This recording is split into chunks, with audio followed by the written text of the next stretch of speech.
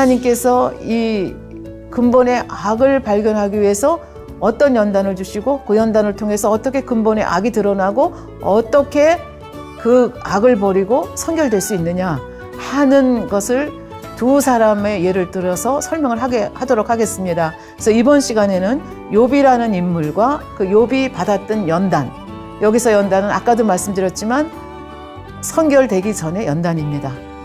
그러니까 마지막에 근본의 악을 빼내기 위한 그 연단을 하나님께서 어떤 절차를 거쳐서 어떻게 했고 욥은 어떻게 근본의 악을 발견했고 근본의 악을 발견했을 때 어떻게 행동했고 어떤 결과가 왔느냐 하는 것을 이번 시간에 집중해서 설명을 하도록 하겠습니다.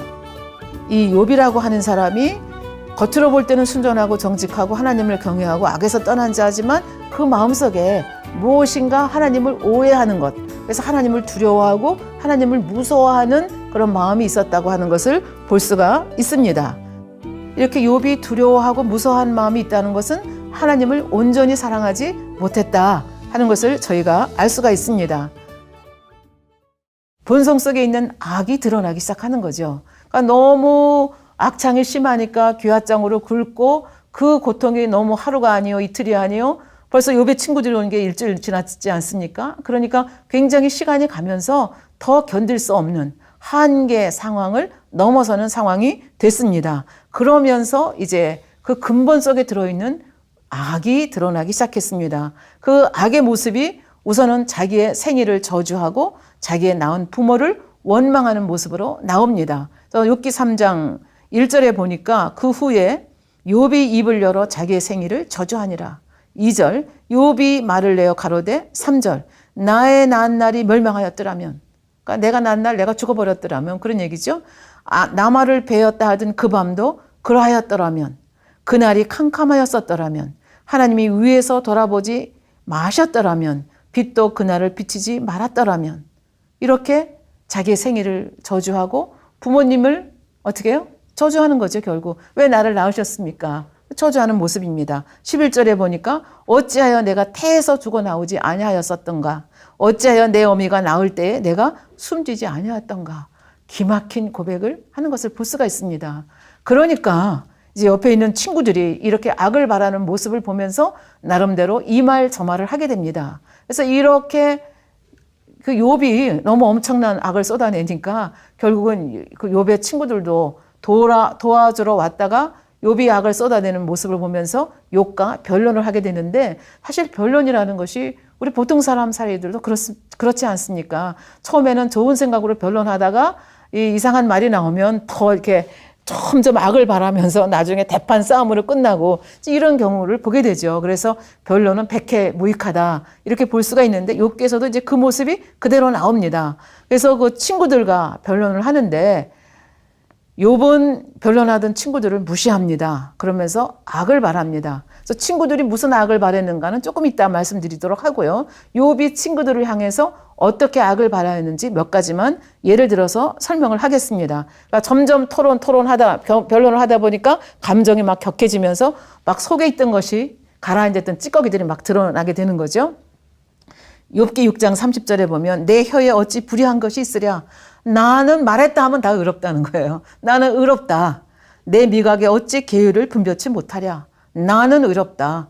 이렇게 주장하는 것입니다. 그리고 친구들을 무시합니다. 무시한다는 것은 욥이 교만하다는 얘기가 되겠습니다. 어떻게 무시했는가? 욥기 13장 2절에 보면 너희 아는 것을 나도 안다. 너만 아냐? 나도 안다. 그러면서 너희만 못한 내가 아니다. 너희보다 내가 잘났지 않았느냐? 또 13절 4절에 보니까 너희는 거짓말을 지어내는 자요 다 쓸데없는 의원이라. 나는 옳고 너희는 다 잘못됐다. 이렇게 이제 주장을 하는 모습을 볼 수가 있습니다. 그런가 하면 너무 이제 변론이 이게 점점 진행이 돼 가다 보니까 17장 5절에는 저주까지 하게 됩니다. 친구를 지적하여 해를 받게 한 자의 자식들은 눈이 멀지니라. 해를 받게 그 친구의 자식들이 눈 멀기를 굉장히 저주하는 말, 눈이 멀면 어떻게 삽니까? 그러니까 정말 속에 있던 악들이 다 그냥 끌어 나오는 것을 볼 수가 있습니다. 27장 7절에 보니까 나의 대적은 악인 같고 친구들을 대적이라 생각합니다. 그래서 너희들은 악인이다. 일어나 나를 치는 자는 불의한 자 되기를 원하노라. 너희들은 다 불의한 자 아니냐 하면서 친구들을 저주하는 그런 모습을 볼 수가 있습니다. 그래서 이것이 자기 부모를 저주하고 자기 생일을 저주하고 친구를 저주하고 친구를 무시하는 데서 끝난 게 아니라 하나님까지 이제 화살을 자기 의 속에서 하나님한테도 화살을 쏘아대는 모습을 볼 수가 있습니다. 욥기 7장 13절 14절에 보면 혹시 내가 말하기를 내 자리가 나를 위로하고 내 침상이 내 수심을 풀리라 할 때에 너무 괴로우니까 내가 잠을 자면 조금 이 괴로움에서 벗어날까 잠을 자려고 하는데 잠이 안 와요. 그럼에도 불구하고 어쩌다가 선잠이 들면 꿈속에서 하나님이 14절에 보니까 주께서 꿈으로 나를 놀라시고 이상으로 나를 두렵게 하시나이다.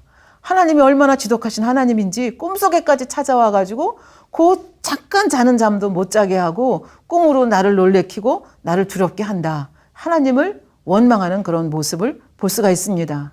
하나님은 이렇게 꿈속에 나타나서 욥을 괴롭히는 그런 하나님이 아니십니다. 지금 욥이 꾸는 꿈은 우리가 생각 속에서 꾸는 꿈을 혼의 꿈이라고 그러잖아요. 내가 미국 가겠다 그러면 꿈속에서 너무 간절히 원하면 미국 가는 꿈 꾸잖아요. 그리고 내게 어려운 일이 당한다 그러면 뭐 도적을 맞는다든지 강도에게 쫓긴다든지 이런 꿈을 꿉니다. 아니면 어느 분이 얘기하기를 여자들은 맨날 시험 보다가 답안지 다 못 썼는데 종이 땡땡 울리거나 뭐 이런 시험 보는 꿈을 꾼다고 하고요.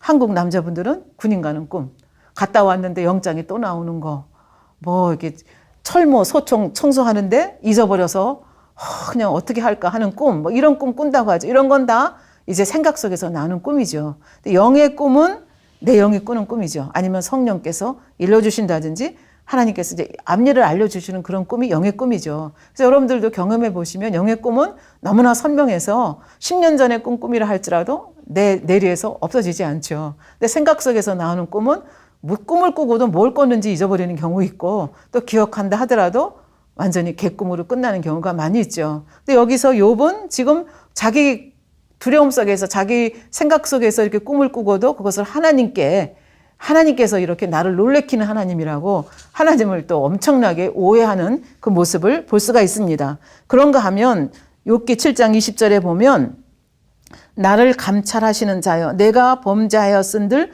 주께 무슨 해가 되오리까 이렇게 얘기합니다. 우리는 하나님의 자녀잖아요. 근데 하나님의 자녀가 하나님께 범죄하면 하나님께 해가 되잖아요. 하나님은 범죄하는 자녀를 어떻게 해요? 가슴 아파하시잖아요. 우리가 하나님 앞에 범죄하는 것은 하나님 얼굴에 침 뱉는 것과 같잖아요.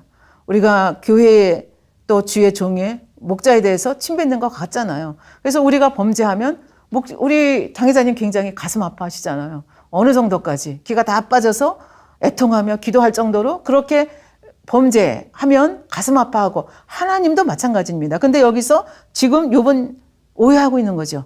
내가 범죄하였은들 주께 무슨 해가 되오리까? 하나님의 마음을 헤아리지 못하는 영적 무지함을 여기서 보이는 것을 볼 수가 있습니다. 그리고 오해합니다. 나를 관역으로 삼으셔서 스스로 무거운 짐이 되게 하셨나이까? 나를 관역으로 삼아서 그냥 없애버리려고 하신다는 그 오해를 여기서 말하고 있죠. 그래서 욥기 16장 12절에 보면 내가 평안하더니 그가 나를 꺾으시며 하나님이 꺾으시고 내 목을 잡아 던져서 나를 부서뜨린다. 하나님은 그런 하나님 아니시잖아요. 16장 14절에 보면 나를 꺾고 다시 꺾고 용사같이 내게 달려든다. 그러니까 이거는 어떻게 보면 하나님에 대해서 비웃고 조롱하는 자기가 고통을 당하는데 하나님이 자기를 돌아보지 않는다 생각하기 때문에 하나님을 조롱하고 비꼬고 그러니까 마음이 굉장히 심사가 뒤틀렸다고 하죠. 심사가 뒤틀려서 시큰둥해가지고 하나님에 대해서 이렇게 오해하는 말을 그것도 내뱉듯이 조롱하는 이 말을 하는 모습을 볼 수가 있습니다. 그런가 하면 욥기 9장 12절을 한번 보겠습니다. 하나님을 독재자로 오해하는 그 말을 하고 있죠. 하나님이 빼앗으시면 누가 막을 수 있으며 하나님이 이유도 없이 빼앗는다고 지금도 또 오해를 하고 있는 겁니다. 자식도 빼앗아가고 양도 소도 나귀도 약대도 집도 다 뺏어가고 내 건강도 누가 뺏어갔어요? 하나님이 까닭 없이 빼앗아 갔다고 지금 오해를 하고 있는 겁니다. 하나님이 빼앗으시면 누가 막을 수 있겠으며 하나님을 독재자로 오해하고 있습니다. 그러면서 얘기합니다. 무엇을 하시나이까 누가 물을 수 있겠습니까? 내가 묻는다고 해도, 물을 수도 없거니와 묻는다고 해도 하나님이 답변해 주시겠습니까? 답변을 안 하시는 하나님으로 오해를 하고 있습니다. 그러니까 엄청나게 오해를 하는 거죠. 그러나 우리 성경에 보면 우리 믿음의 선진들이, 모세 선지자도 하나님과 대화를 했고, 아브라함도 이런 선지자들, 굉장히 하나님과 친밀하게 교통한 선지자들이 너무나 많이 있는데, 지금 욥은 하나님이 질문을 해도 답도 안 해주시는 하나님으로, 그리고 마음대로 아무 때나 빼앗아 가시는 독재자 하나님으로 지금 오해를 하고 있습니다. 그런가 하면 9장 17절 18절 보겠습니다. 그가 폭풍으로 나를 꺾으시고 까닭 없이 내 상처를 많게 하시며, 지금 악창으로 앓고 있잖아요. 까닭 없이 나에게 지금 이 악창을 주셨다 오해하고 있습니다. 나로 숨을 쉬지 못하게 하시며 괴로움으로 나를 채우시는구나. 나를 못 살게 군다. 한시도 눈을 떼지 아니하고 숨 쉴 동안도 가만히 내버려 두지 아니하고 나를 괴롭게 하시는 분으로 오해하고 있다는 얘기죠. 그러나 아까 말씀드린 대로 출애굽기 15장 26절을 통해서 질병은 왜 오는지, 이 진리가 있는데 이 진리를 알지 못하기 때문에, 영적으로 무지하기 때문에 하나님을 아무 때나 질병을 주시는 분으로 이렇게 오해하고 있는 것을 볼 수가 있습니다. 그러니까 지금까지 어떻게 욥이 하나님을 오해하고 있는가, 어떻게 영적으로 무지한가, 이런 것을 보면서 저희들은 굉장히 놀라죠. 어떻게 3단계, 믿음의 3단계 말기에 있는 사람이 저렇게까지 악을 바랄 수 있는가. 그래서 이분이 정말 믿음의 3단계 말 맞아? 이런 생각이 들 정도로 엄청나게 부모에 대해서, 자기에 대해서, 친구에 대해서, 심지어는 하나님께 대해서 악을 엄청나게 바라는 모습을 볼 수가 있습니다. 이것은 숨겨진, 지금까지 이런 연단을 당하기까지는 절대로 있을 수가 없는 그런 일이었습니다.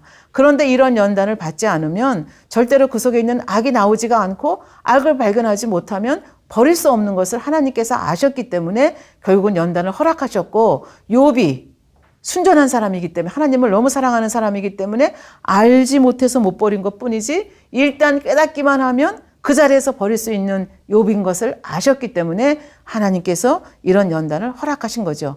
굉장히 특별한 경우입니다. 그러니까 이 욥의 연단을 들으시는 시청자 여러분께서 혹시 나한테 이런 연단이 오면 어떡하나, 이런 생각을 하실 분이 계신데, 하나님은 아무한테나 연단을 주시는 것이 아닙니다. 이 연단을 소화할 수 있는 사람에게 이 연단을 주시는 것입니다.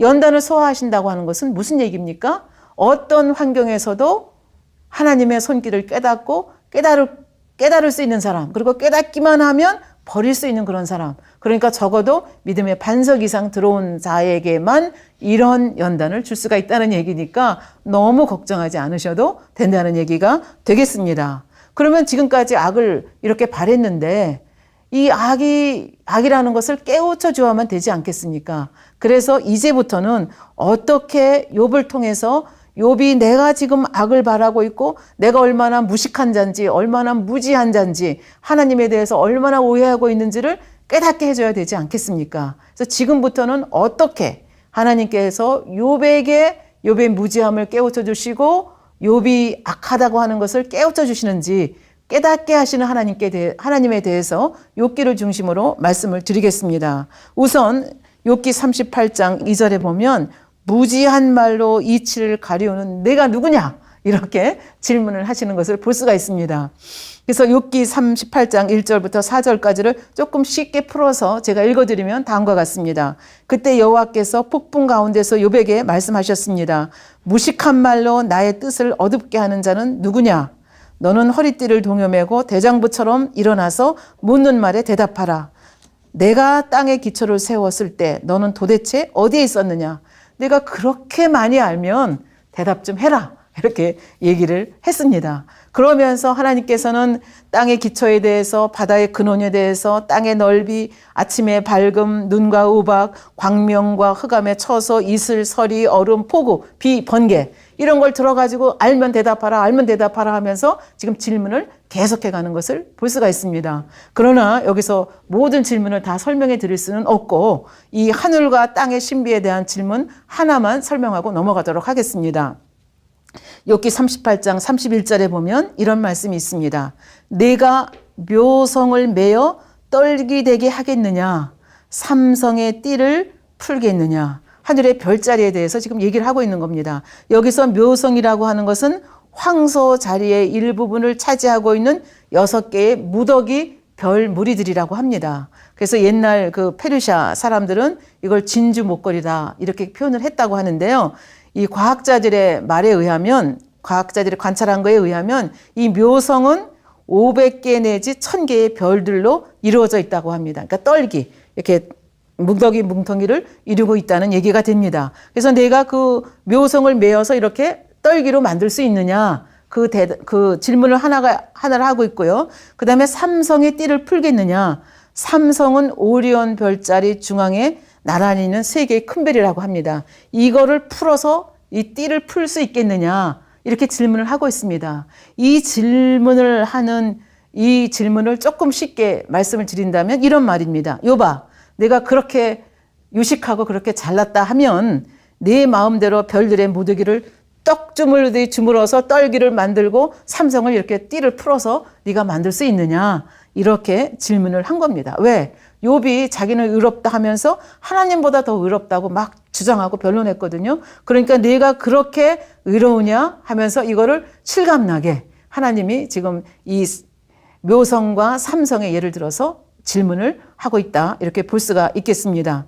그래서 이렇게 하나님의 솜씨를 이렇게 그 묘성과 삼성에 대해서 이렇게 하나님의 솜씨에 대해서 설명을 하는데, 하나님이 육으로 보이는 그 솜씨도 내가 질문에 답할 수가 없는데 하물며 하나님의 마음을 어떻게 깨닫겠습니까? 그러니까 욥이 이런 질문을 들으면서 이미 많은 질문을 들었죠. 그런 질문을 들으면서 내가 무슨 말 하는지도 모르고 말했구나, 그러면서 지금 자신을 성찰해 가기 시작하는 겁니다.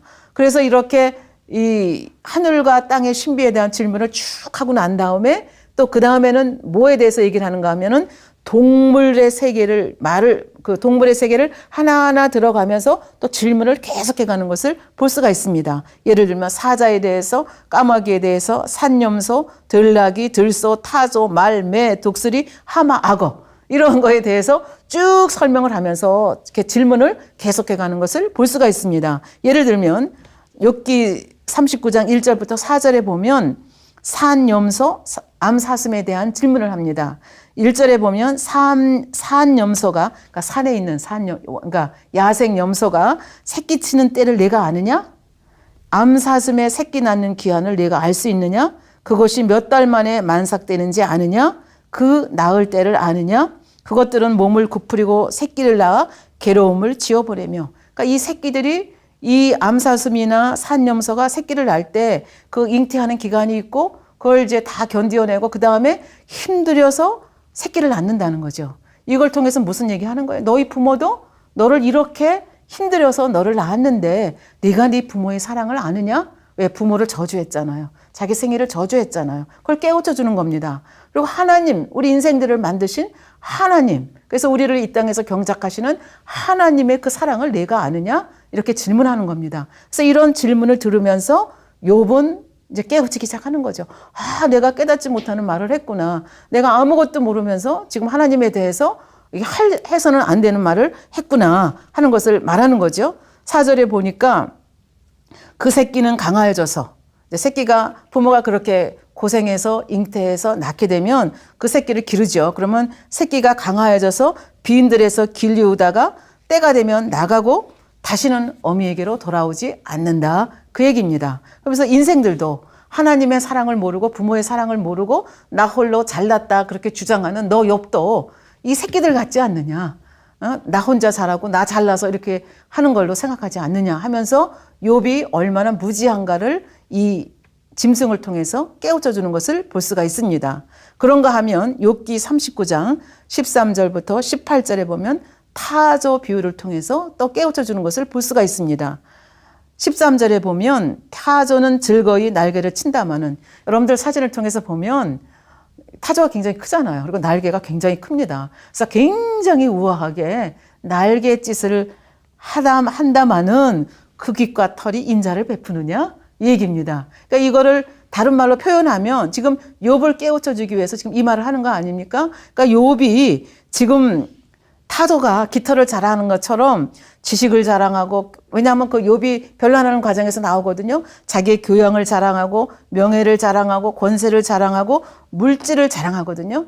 그런데 그게 지금 하루아침에 없어지지 않았습니까? 근데 그게 없어지고 나니까 너한테 남는 게 뭐가 있느냐? 그것이 덕이 있느냐? 사랑이 있느냐? 없어지고 나니까 너한테 사랑이 있느냐? 덕이 있느냐 하면서 깨우쳐 주는 겁니다. 날개를 친다마는 그 깃과 털이 인자를 베푸느냐?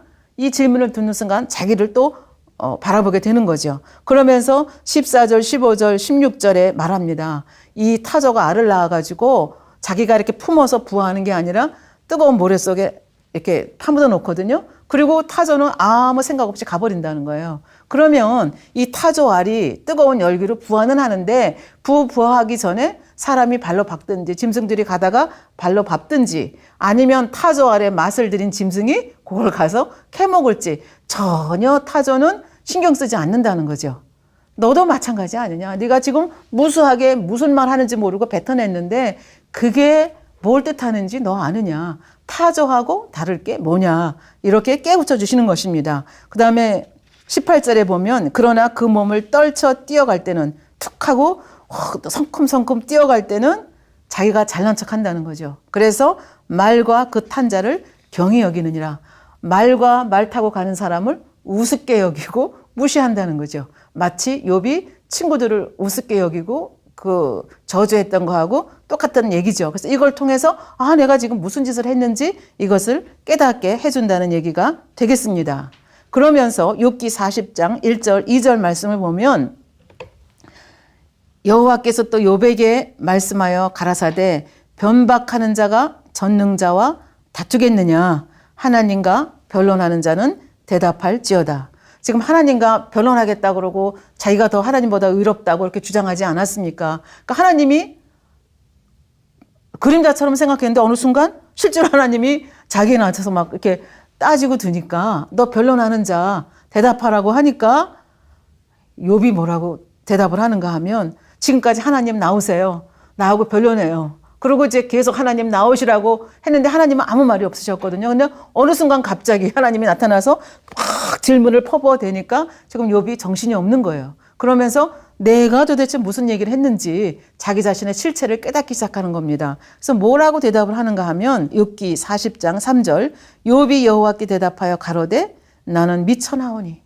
지금까지 잘났다 나는 하나님보다 더 의롭다 하던 욥이 입을 가립니다. 나는 미쳐나오니 무엇이라 주께 대답하리이까 손으로 내 입을 가릴 뿐이로소이다. 어느 날 갑자기 내가 그렇게 자랑하던 지식이 떠나가고 명예가 가고 재식이 다 하루아침에 없어져 버리고 나니까 내가 잘났다 하는 것이 하나도 없다는 것을 깨달은 거죠. 하나님이 외면하시니까 나는 아무것도 아니구나. 그것을 깨달으니까 잘났다고 변박하던 그것이 무색하게 돼서 지구멍이라도 있으면 들어가고 싶은 그 심정을 이렇게 노래했다고 볼 수가 있겠습니다. 하나님은 계속해서 얘기합니다. 여호와께서 폭풍 가운데서 욥에게 말씀하여 가라사대 너는 대장부처럼 허리를 묶고 내가 내게 묻는 것을 대답할지어다. 그런데 욥은 대답을 할 수가 없는 처지입니다. 그러니까 하나님이 계속해서 말씀하십니다. 8절에 보니까 내가 내 심판을 패하려느냐. 내가 너에게 이유가 있어서 이렇게 재산도 악창도 다 이렇게 재앙을 당하도록 허락했는데 이 심판을 패하려고 하느냐. 내가 의롭지 않다고 나를 판단하고 정죄하느냐. 그 말씀이죠. 스스로 의롭다 하려 하여 나를 불의하다 하느냐. 그러니까 나는 옳기 때문에 하나님은 불의한 거예요. 지금 그렇게 말하는데 그게 맞냐. 하나님을 악하다고 지금 판단을 지금까지 했잖아요. 그것에 대해서 이제 하나님께서 말씀을 하시는 거죠. 근데 욥은 착하고 의로웠지만 시험이 왜 왔는지를 지금 이해를 못하는 거잖아요. 왜 자기가 연단을 받는지 그걸 이해하지 못하기 때문에 하나님을 원망한 것입니다. 그러면서 자칭 자기는 의롭다고 생각하고 하나님을 악하다고 지금 계속 이렇게 변론을 해온 것을 볼 수가 있습니다. 이런 욥에게 지금 네가 내 심판을 패하려 하느냐, 스스로 의롭다 하여 나를 불의하다 하느냐 하고 질문을 하는 하나님의 모습을 볼 수가 있습니다. 욥은 지금 자기 자신을 못 보는 겁니다. 내 탓이 아니라고 생각하기 때문에 욥은 지금 해결할 길을 찾지 못하는 겁니다. 그러니까 아버지 하나님께서 지금 그것을 깨우쳐 주시는 거죠. 그러니까 이렇게 하나님께서 하나하나 깨우쳐 주실 때 이제 욥은 깨우침을 받게 되는 거죠. 그래서 욥이 회개를 하게 됩니다. 새 친구도 회개해야 되지 않습니까? 하나님께서 이 친구들도 축복해 주셔야 되지 않겠습니까? 그래서 사랑의 하나님, 좋으신 하나님께서는 욥의 새 친구들에게 어떻게 회개를 해야 되는지 그 방법까지 알려주시는 친절하신 하나님이신 것을 알 수가 있습니다.